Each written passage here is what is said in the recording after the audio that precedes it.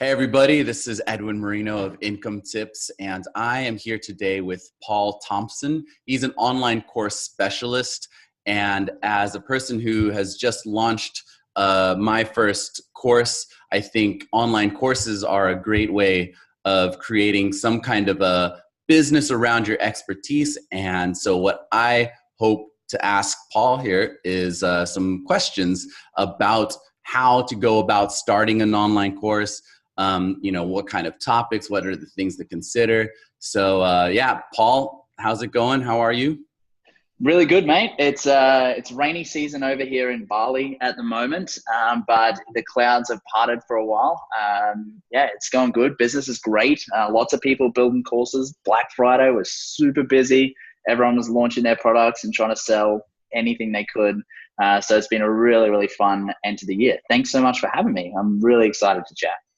Well, thank you. I mean, I've learned a lot from following your Facebook page. I mean, for people out there who are looking for tips on making courses, your Facebook page actually turns out to be a really great source of info. So I guess we just have to, I'm not sure, do you have another website or another place that you share this information, or is it primarily through Facebook? Primarily through Facebook. I mean, I have a website. It's just the Paul Thomson, right? The same as all of my Facebook and stuff like that. Maybe we'll get into this a little bit further, but I found social media, for especially the audience that I'm appealing to, has been my number one resource of clients and work. So I just kind of focus my attention there, and yeah, that's where I've been building my audience. And how long have you been doing online courses? Indirectly for about 18 months, and then as part of a separate kind of business that I was involved in, and then separated off into this agency model that it is now for the last probably 6 months or so. And it's just, yeah, been rocketing ever since. So what kind of courses are you primarily working with? What do you see people doing these days in regards to these online courses? The quick answer is absolutely everything. The short answer, so I've done everything from online courses for eyelash extensions to how to build your business, right? So everyone has a set of skills, knowledge, has particular traits in their business that they can package up and build into an online course and sell. Lately, I mean, online courses aren't new, right? They've been around for 10 years now, especially as video has become more popular. The video courses have taken hold, and essentially over the last probably 3 years, 2 to 3 years, we've seen a huge rise in the accessibility of online courses becoming more of a approachable kind of revenue stream into the business, going across the general playing field. So with platforms like Teachable and Thinkific, it's making it so much more easier for people to just build their course and sell it online. I primarily serve mainly the coaching industry as well as agencies. So coaches in all different, life coach, business coach, health coach. I mean, I'm sure there's a coaching coach. There are coaches for everything. And they have been in their one-on-one and group coaching formats for a while, and they essentially get stuck in that time for money trap. They can't bring on more clients because they're running out of time in the day. So essentially they look to my company to build them the asset, build them the course, and then sell it for them. So we have a team of designers, copywriters, developers, and basically we piece together the curriculum, we host the course, and then we market it. We build out all the sales funnels, the lead pages, and that's the service that we provide for all of these coaches. And then I mentioned agencies as well. Agencies or any service-based business is in a done-for-you kind of capacity. And what they want to do is build a product where people who can't afford their premium done-for-you services, they tier down into a smaller bite-sized kind of chunk of, we'll show you how to do it yourself, right? So that's the monetary value on that is a lot smaller, 80-90% less than what their done-for-you services are. But what they do is they're still retaining those customers, and they're still injecting revenue that they that otherwise would have lost, right? So those are the two main clients that I serve at the moment. I see. And so for those who are looking to consider starting online courses, are there any similarities you see between those types of people? You know, is it something that anybody can do? Can you really just start from, you know, zero to creating an online course? Or do you think it takes a little bit of skin in the game, whatever it is that you're doing? Like, tell me a little bit about, you know, those who are, you know, most likely to succeed, and maybe give some tips for people who are actually considering this route. That's a great question, man. So basically, it's the same. Doesn't matter who you are. It's the same process when you create a course. First, you have to know what is your service. Like, what is the product that you are selling before the course? What are your skills? What are you actually being able to give other people? Then, so what it is. Then the second question is, who are you serving? So who are the people you're trying to help, or who are the people you're trying to sell to? And the more refined you get by that, so you know exactly how old they are, how much they make, what your audience is like, their attributes, then you can discover what their pain points are, what their problems are. So once you have a bit of an idea of what you can provide, who you're going to sell to, and what their issues are, what their problems are, then you create a course that solves their problem. One of my favorite quotes is, I don't even know if it's a quote, but I'm going to call it a quote. So one of my favorite lines is, people don't buy online courses, they buy solutions to their problems. Right? And I think it's the most profound statement, because no one wakes up in the morning and goes, yeah, you know what? I want to buy an online course today. No, they wake up and they're frustrated that they have to go to work, or they wake up that it sucks that they can't buy coffees because they can't afford it. They wake up because they're like, I hate my body because I'm overweight, right? So they're all problems. So they're not looking for a course. They're looking for a solution to their problem. So from a business point of view, from a marketing point of view, if you have created a solution that is packaged up in a course that you deliver to people who you know what their pain points are, and they trust you, and you're in that field, and they like you, and they know what you have to say, that there is like the secret to making the revenue, or generating the revenue for online courses. So yeah, so it's basically, what do you do? Who are you selling it to? What is their problem? Once you've kind of worked that out, just work backwards, right? So that's kind of what the course is. Then when it comes to the actual creating the course, it is so much simpler than people understand. When you have the solution to their problem, you work out what is the transformation, what is the skill or knowledge that you are trying to teach them, and then you just step backwards. What steps do the people need to take to get to that solution? Those steps, those incremental steps, they become your lessons in your course. Group those lessons together and they become the module, right? So you now have the whole framework for your course. You have the step-by-step lessons. You know who you're selling it to. You know what you're selling them. Now it's just about going out there and getting some interest, right? And sharing that knowledge and getting some kind of a response back from people to see if they will engage, if they actually want this, if it's something they will pay for. I mean, that's as simple as it is. You asked if anyone can buy an online course. Yeah. Can sell an online course? Sure. Anyone can, right? We all have our own attributes and our own unique skills. So yeah, I think they can. When you put it that way, it does make me think it's a little bit more attainable, because if you, as you say, kind of work backwards and you focus on the problem that needs solving, I imagine somebody can actually take the steps themselves to figure out how the problem can be solved and create the course. So I'm wondering if, you know, there are some people who you would actually say, you should probably hold off on creating a course because you're not the expert. Like, how much of an expert do you really need to be? Can anybody really just work backwards and then become the expert in that? Or in your, you know, experience from seeing those who've succeeded and those who failed, like, you know, are the ones that succeed? I mean, I imagine like the ones who really are experts in their field are probably the ones who, of course, are better suited for creating courses. But share some of your thoughts on that. So the people who are experts in their field and make a lot of money from selling online courses, it's twofold. They're experts in their field, and we only know they're experts in their field because they've done some great marketing and they've built up a huge following and they've got some, you know, great advertising budget behind them. That's the only reason we even know they exist, is because they've done great work and they're good at marketing. Now, Hmm. If someone has done the great work and is great at marketing and they sell their course to a large audience who knows that they're great at what they do and they've got, they're good at selling their message or they're good at their marketing, then of course they're going to do well with online courses. It just makes sense, right? They've got the numbers there. They've got the capacity to sell that. So then to go back a little bit and answer your question on, how do you know if you're ready to sell your course or if you've qualified enough or you've got enough of skills?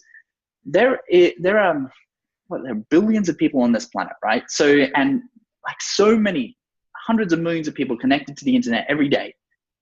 Are you telling me, right, that at your particular skill set, that there is not people that are below you in that knowledge that would look up to you and like, oh, I didn't know that. I've learned something today, right? That just incremental step up, right, is enough for you to create that knowledge or that resource for someone to buy into and invest into. Now, if you are creating a beginner's course and you're not really super confident, don't sell your course for $5,000, right? It's not a premium product. If it's just at a particular level, then just kind of position it at a point where you can attract people who are just starting out, maybe who are underneath you. I'm good at a lot of areas, right? I'm great at marketing. I'm great at selling courses. I'm great at building courses. There are people who are a lot better than me in those particular fields, right? And I'm also serving people who want to know more than they do now, right? And that's when they come to me. So it's all just a balancing game. Like I'm constantly evolving and learning off people who are better than me in different fields. And also there are people below me, right, that are thinking, oh, I want to know more about marketing, or how do I launch this, or how do I get into courses? And it's all just a big cycle. So, I mean, it's relative, like where you create courses. And I think that the perception that if you create a course, you're going to be rich and you're going to have to, not going to have to work for the rest of your life might not be true for everyone, right? Creating courses is and replacing income is quite a large undertaking. It's definitely doable.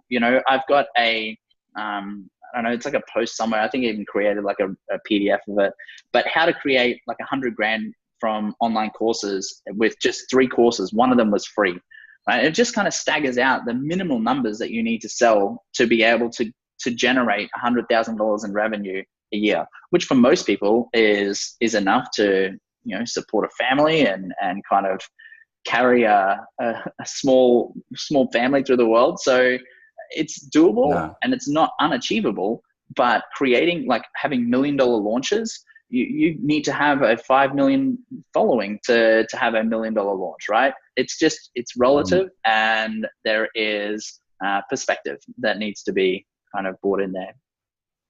Okay, so I have some questions about that. But first, I want to talk a little bit about actually creating the course and the platforms. What are some of your favorite platforms and why?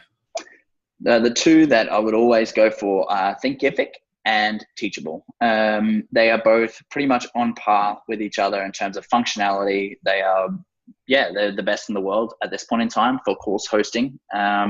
Thinkific just restructured their pricing, which makes it a little bit more appealing. They've halved their pricing and they've kind of taken away, because they were both $100 a month for a while there. Thinkific is down to like $50 a month. So now I'm just over to Thinkific just for my clients, because saves them some money. They still get the same amount of value. I think Teachable aesthetically looks a bit easier and it's like appealing on the eyes, and they've got a great blog and a lot of resources. And then for businesses who want more white labeled solutions, I would go Thinkific. Both platforms have a way to create a sales page. They have a structure in the back end, which sorts out your modules and your lessons. And within your lessons, you can host videos, audio files, documents, text, quizzes, and all of those things. So that's both platforms have it. You can keep track of your customers or your students. Keep track of who's doing your course, who's not doing your course. You can email them. Super functional. I would stick with both of those platforms. Okay. Now, once you've created your course, what are some of the best examples, or what I'm wondering is, how are these courses, some of the most successful courses, structured? Like, are they video with text and then they have like a supplemental group, or are the instructors really one-on-one with all of the students, or is it more just kind of like it's up and everything is there and then you have students kind of doing things on their own? Can you shed some light on maybe what you prefer or what you recommend people to do in terms of how to structure their course? Yep, some courses are definitely built for or designed to be dripped out. So when we talk about dripping out courses, it's like a delayed release of the modules and the lessons. They are generally courses that go through some deep inner work or some really high level, topics that need people to take time to do it. So they get dripped out. Other courses, and most generally courses just get released all in one, and people can go through it as quickly or as slowly as they want. In terms of the actual content, it's important to appeal to at least 3 different learning styles for every piece of content that you put in there. That would be verbal, so that's the spoken word, what you're listening to now. It'd be visual, that's like looking at us talking via video or through diagrams and screen shares, graphs, text, that kind of thing. And the last is kinesthetic, which is another word for saying doing. So each of your lessons must have an actionable task. Have to go and get them to do something. So do a practical task. Challenge yourself here, fill in this example, like go and do something. If you hit those 3 in every lesson, you'll have a much more engaged audience and they'll be more likely to go on to the next lesson. In terms of the length, keep it between 5 and 15 minutes long, each of your lessons. Anything longer than that and people are going to bail out pretty quickly. And the way you keep it refined is just to keep the same structure for each lesson. So outline what you're going to teach in the lesson, give them some context in the greater scheme of the course, why they need to know that. Then give them a demonstration of what it is, and then give them an actionable task on the end. And that's essentially how you kind of build each of those lessons out, do those 3 learning styles, and let people kind of walk through those lessons. You asked about a private community. Anything that you can promote accountability or a tribe mentality or a group kind of commitment to the course will up your retention rates. And retention rate is just essentially how many people start your course and how many complete your course. On Udemy, for example, it's a course marketplace platform. The retention rate is between 1% and 3%. People that buy the course that actually finish it. So that's between 97 and 99% of people who buy courses on Udemy don't finish it, right? I see. And I mean, there's a few reasons. One, maybe the courses aren't actually up to standard and they're just kind of thrown together and put on Udemy to try and make a little bit of money.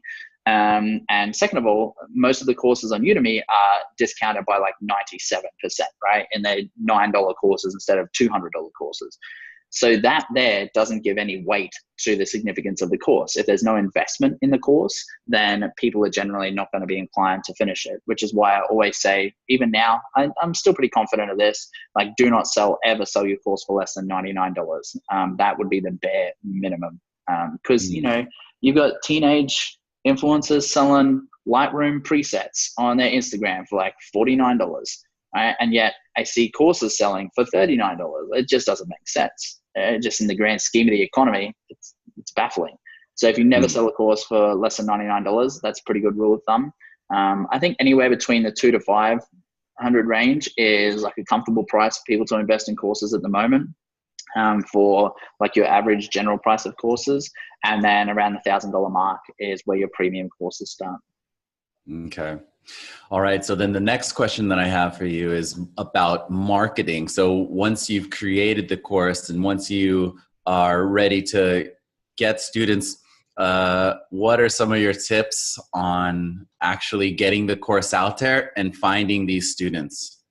Yep. So I always suggest that before you even build your course, you should have validated that people want it and they want to buy it. So when you start thinking about creating a course, or your company wants to diversify into a course, have a look at where your audience is or where your network is and where you're going to sell the course, and start putting out research and content to kind of canvas the audience to see if they're actually interested in buying content off you or buying a course off you. If you put out, say your course topic might be on, Amazon FBA or whatever, and you kind of put that course out there to your network, the way you're going to sell it, and no one likes it. And they're like, please get this off my feed, or hey, that's a lie, like don't do it, whatever it is. I'm arbitrarily making stuff up here, but say they object to it, then you know that no one in your audience wants that course. Therefore, if you want to sell a course, you're either gonna have to find another network to sell it to, or you're gonna have to choose a different course to sell, right? So essentially just find that audience first, validate it, make sure that people signal to you that yes, I would really like to do this course. When is the sign up? Like, put me on the wait list. I want to know more. Tell me when this is launching. All of those are signals that people want to or are interested in buying your course. And are you an advocate of telling people how much the course is while you're doing the validation? Because, when you, for example, for me, I have an Instagram page, IncomeTips, and I did surveys to my email list and directly through the page, getting people interested to see if people were interested in, how to grow followers. Of course, everybody's interested in that subject, but what I didn't do was say, hey, this is how much my course is going to be, which would probably have filtered out a lot of things. So how much weight should I put on the fact that there are people interested in it, versus how do I know this is actually something that somebody would want to pay for? Well, that's just comes down to the messaging and the marketing, right? So whenever you give someone the cost of investment in the course, you need to counter it with their objections to that. So their objections is going to be, it's too expensive, I don't have the money, I can get this for free, right? Say are those three objections. So when you deliver the cost of the course, or for the first time, let them know about it, preference it with the outcome of what they will get after that investment. So if it is to grow their followers, give them the examples of where people have grown their following and have monetized it and earned X amount of dollars. Even if they're just case studies, even if they're people who have done this before, grow it and show them like how many new followers and what percentage of those followers they can convert into leads week on week. Right? Then that becomes an investment. So say it's like a $99 investment, and you say you can grow your followers by 1,000 people a month. Out of those 1,000 people, you get 10 leads a month. And then you say you can spend $100 on Facebook ads and get 5 leads, right? It's like half the cost of getting a lead on Instagram through 1,000 followers than you would pay on Facebook ads. Which would you prefer? Right. And then you can kind of counter the objection, and then it doesn't matter. Then they're like, oh yeah, okay, I'm going to be spending money regardless, trying to get more leads, more work, more visibility, more awareness, more whatever their objection is, or whatever their objective is. And you're just giving them that resource. You say, yeah, I can do that for you. Do the course and I'll show you how to do it. So it just comes down to the marketing and the positioning of that. I see. That's a good point. So just counter all of their objectives and try to treat it as an investment, because it is.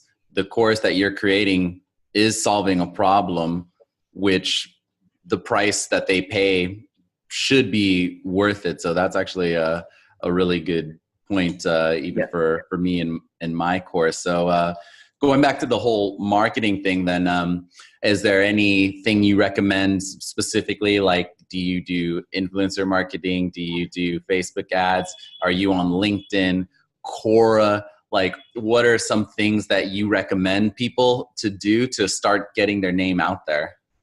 Yeah, so twofold for that question. One of the highest converting kind of platforms or processes to sell courses is still direct email marketing.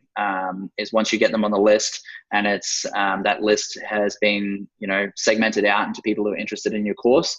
That by far has been the most effective way to sell courses. Of course, you got to get people onto that list, and they've got to know you and like you and trust you before you sell to them. But still direct email marketing. Selling courses via Facebook ads is difficult and expensive because people just don't come from a cold audience to buying a course. They don't know you. They have no idea. They don't trust you. And if they don't know you, how can they like you?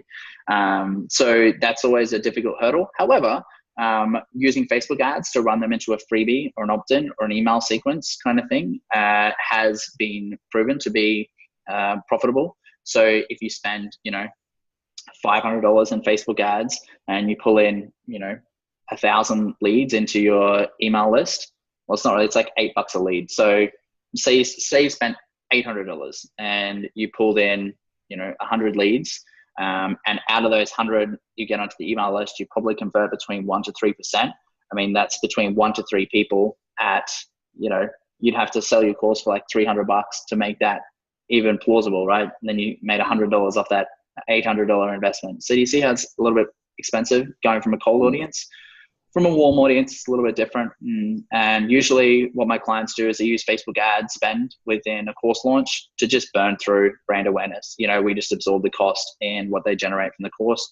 Generally, we don't really convert that many leads off Facebook ads. We just build huge brand awareness and hype around the course, which helps for our next launch, right? Because people are like, wow, this person's really professional. They've got Facebook ads and it looks really awesome. I'm going to keep an eye out for the next course. And we kind of get them into the funnel eventually and they follow suit. And then what was where do people grow their audience? So I've had a lot of success on social media, especially Facebook, particularly being the platform. It's just like a natural progression. I mean, I love Instagram personally. I think that's my favorite platform, but for business, it's been Facebook. Starting in December, I'll be jumping on YouTube as that's the second largest search engine on the planet. So anything that people search there, I'm going to have, anything to do with course related, making money via courses. It's just going to be clickbait titles and awesome value bomb videos and just going to generate some leads and traffic that way. And I'm going to repurpose those videos through transcription services so that I can make up blog posts, email newsletters, Facebook captions, stuff like that. And I want to really tackle LinkedIn in 2019. I think that's going to be the goal. And what do you do to capture these leads? So you said freebie. Is that pretty much the standard? I mean, that's what I've done is freebies. How about you? Yeah. So anything freebie, opt-in, webinar, lead generation, that kind of thing. With GDPR, we've had to be really, really stringent about being explicit and transparent with what we're doing with that email. So,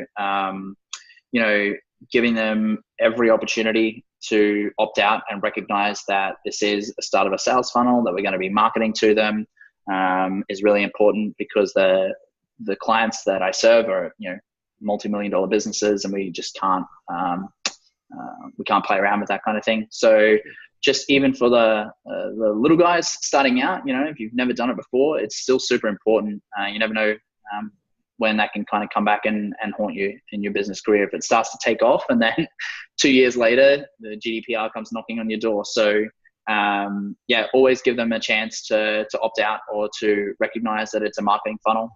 But essentially lead generators, opt-ins, webinars are okay, but people now know what a webinar is.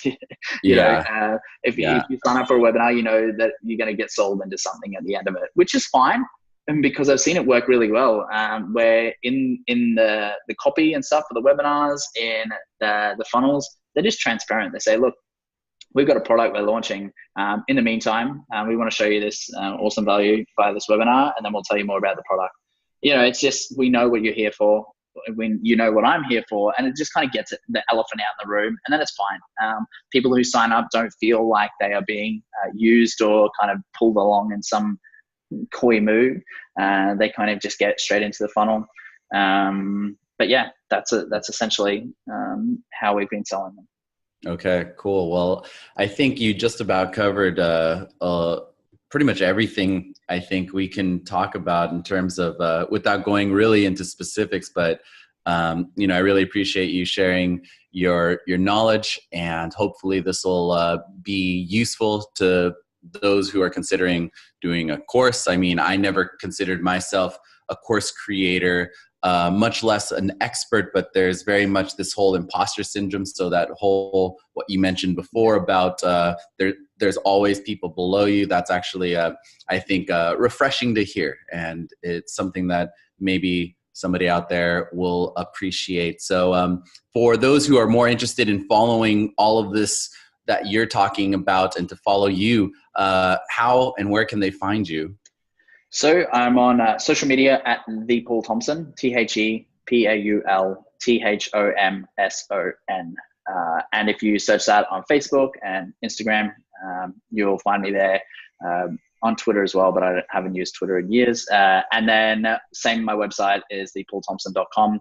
But yeah, generally my Facebook Messenger inbox, my Instagram DMs are always open, and I'm good for a chat, and I love helping out. So feel free to reach out if you have any questions. I'd love to hear where you are on your journey and be able to kind of help and give you some support.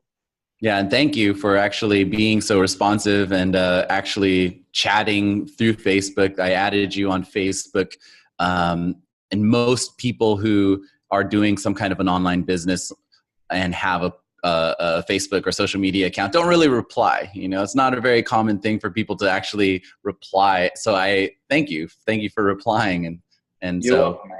It's I don't know. I just don't get that, right? I think that it's important to create those relationships and build those discussions, because essentially look where we are now. Like, we're both learning from each other. Like, I'm sure I'm going to have tons of questions for you on how to grow Instagram profiles and things like that you'll be able to help me with down the track. So I'm really grateful that we crossed paths, man. So thanks for reaching out, and I'm really happy that we got to talk and I got to share some value.